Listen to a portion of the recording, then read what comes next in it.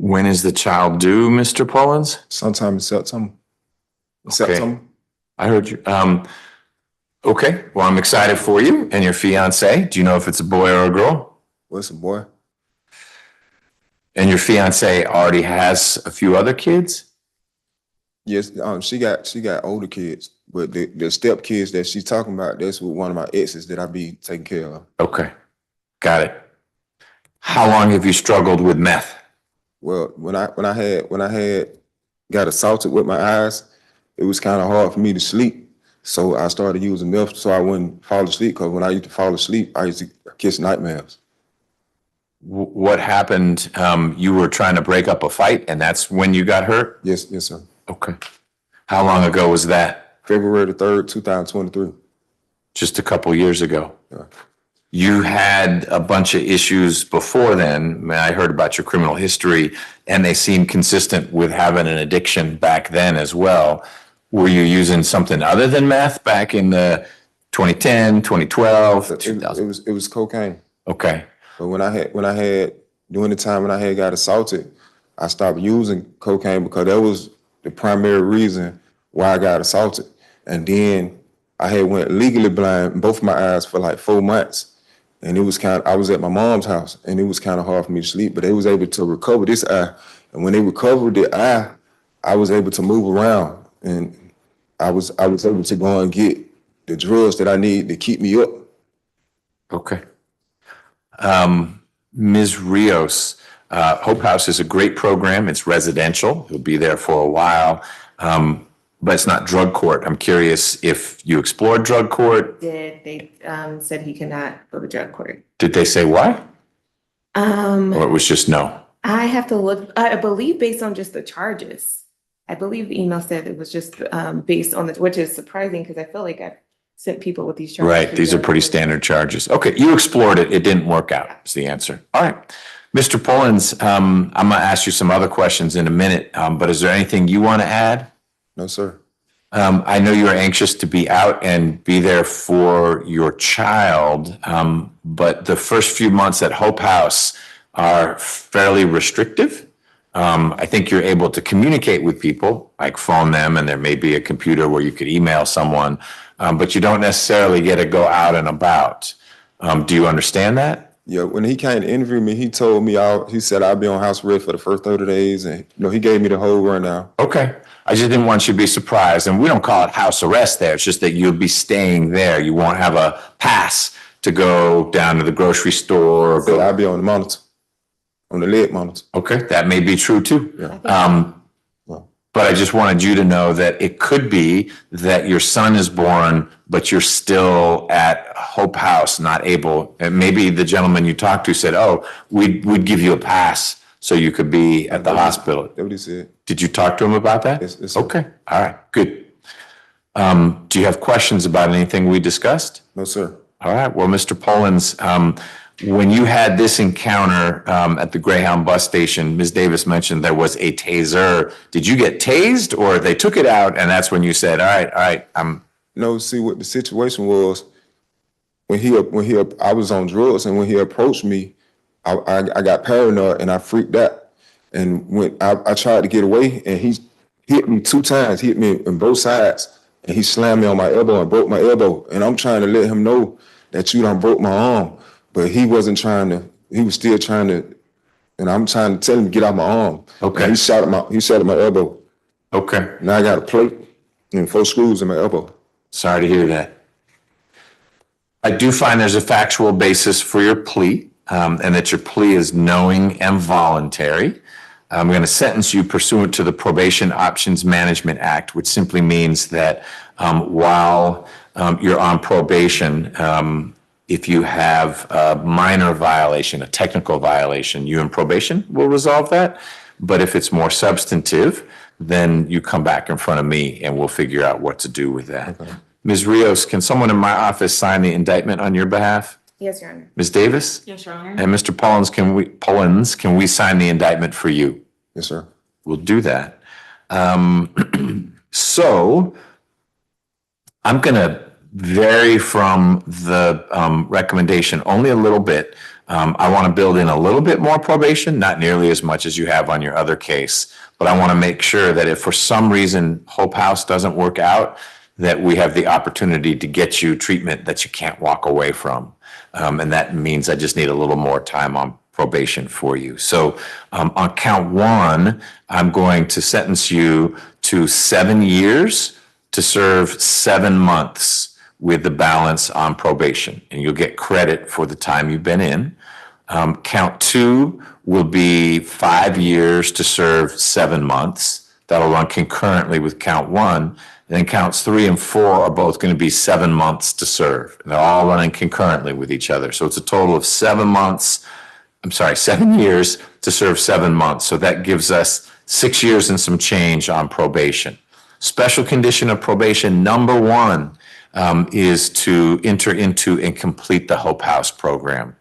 They do not lock the doors. You can walk away. If you walk away and they have to kick you out of the program because you absconded or for whatever reason, they have to expel you from the program, that's a special condition of your probation. You're going to come back to me and we're going to look for a different approach to getting you drug treatment because you need to get your arms around that addiction. Important for your health, important for your newborn and your fiancée. Did you look like you had a question? Yes, sir. What if I complete the Hope House? That's great. You should complete the Hope House. You also need to stay away from the Greyhound bus station unless you have a ticket in your name for a bus that has not left yet. Don't work to get a ticket for a bus that left 6 months ago and use that ticket as a way to loiter around there and sell or use or whatever's going on. But my hope is Hope House gets you out of that rut. Have you had a job before that wasn't a hustle? Well, I used to be a barber before I got assaulted. Okay. Probably be hard to do. I don't know that people will want you holding scissors around with one good eye. But Hope House can help you plug in with other kinds of work. You may want to transition from Hope House if they help you with your sobriety.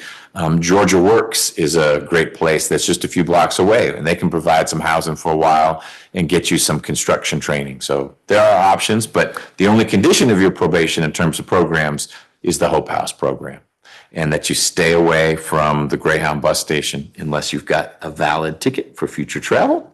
And I will set a behavioral incentive date of August 6th, 2028. What that means is if between now and then, that's 3 years from today, you've graduated from Hope House with flying colors, haven't been arrested, everything's been good, we can end your probation early. Okay. I'm just building in that extra time, not because I want you to be supervised, but again, if Hope House doesn't work, if you don't open yourself up to it and embrace the program, then we'll have a plan B to get you the drug treatment. Thank you, sir. You're welcome. Thank me by doing Hope House and not walking away from it. Ms. Davis, anything else on this case? No, Your Honor. Ms. Rios? No, Your Honor. Mr. Pollins, you have another case for which you have decades and decades of probation. That case is 19 SC 166371, and I'm prepared to handle the revocation in that case as well if Ms. Rios, you're comfortable with that and are waiving any due process notice rights. Yes, sir. Okay. Mr. Pollins, in that case, I'm going to revoke 5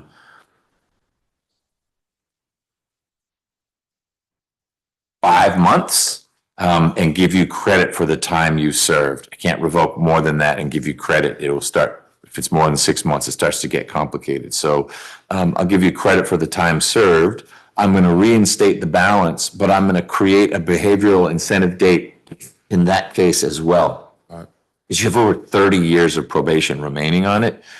And I hope you're alive 30 years from now, but I hope you're not on probation 30 years from now. So I'm going to add that same behavioral incentive date of April 6th, 2028. If you get squared away, you're going to be 50 by then, and have turned a corner, then we can close out that probation as well. Okay? But I'm also going to add as a special condition of probation in the 19 SC case that you successfully complete the Hope House program. Yes, sir. Because if you don't, forget about the behavioral incentive date. That didn't work out. And that's just all the more time to work with to get you into what will be a custodial drug treatment program. All right, thank you. Okay. Ms. Simpson, do you need anything else in connection with the revocation? It's the last one he showed us on the end.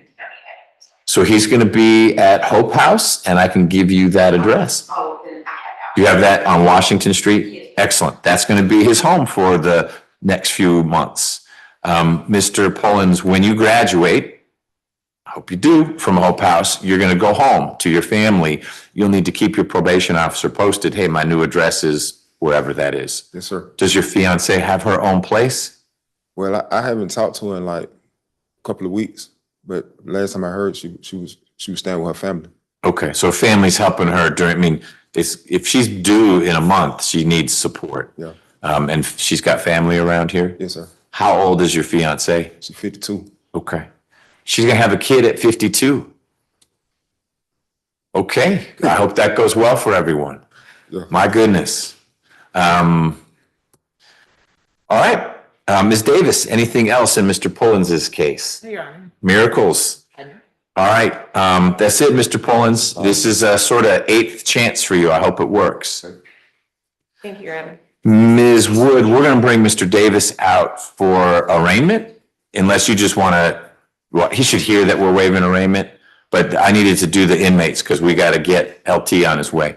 And then we can do Mr. Stafford. We'll go in whatever order you want, but I was asked to do the inmates first.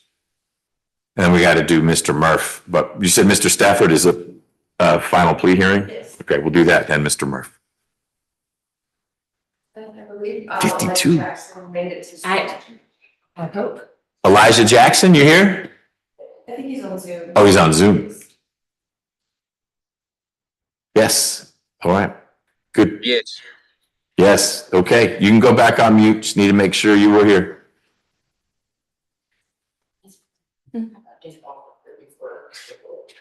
Elijah Jackson. Oh. That hearing had a little bit of everything. We're back in Judge McBurney's courtroom with a deep dive into the case of Mr.